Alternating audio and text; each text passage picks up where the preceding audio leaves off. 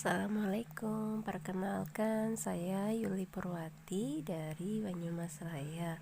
Kali ini saya mau cerita tentang serba-serbi toilet training yang jadi fokus belajar saya di kelas Bunda Cekatan kali ini. Apa itu toilet training? Toilet training adalah proses di mana si kecil belajar membuang air di toilet sendiri dan juga buang air secara teratur. Kapan waktu yang tepat sebenarnya tidak ada yang pasti, tetapi kita bisa lihat dari tanda-tanda yang ada di slide berikut ini ya.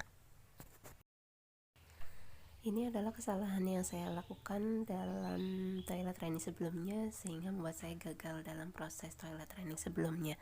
Yang pertama adalah kurang sabar menghadapi si kecil. Jadi karena mungkin sudah kelelahan, jadi pada saat menjalani proses toilet training lebih sering marah begitu ya. Jadi lebih diperbanyak lagi kali ini stok sabarnya.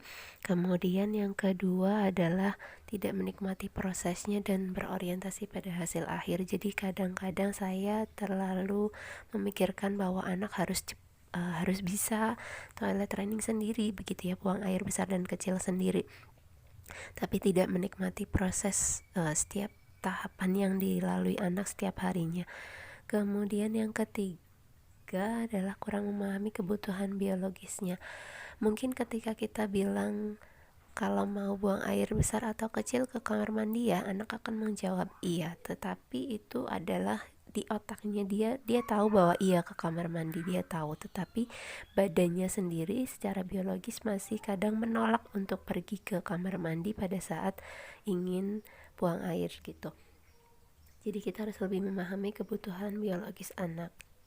Berikutnya adalah terlalu terburu-buru dalam menjalani proses toilet training. Jadi kadang-kadang kita pengennya cepetan bisa, padahal setiap anak kemampuannya berbeda. Bisa jadi ada yang cepat, bisa jadi ada yang lama.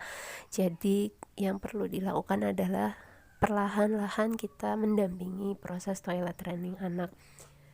Lalu yang terakhir adalah penggunaan kata-kata yang kurang tepat. Jadi kadang kalau kita melihat anak buang air besar atau kecil, kita bilang kotor, jorok, bau begitu ya. Nah, itu adalah kata-kata negatif yang sebaiknya dihindari dalam proses toilet training.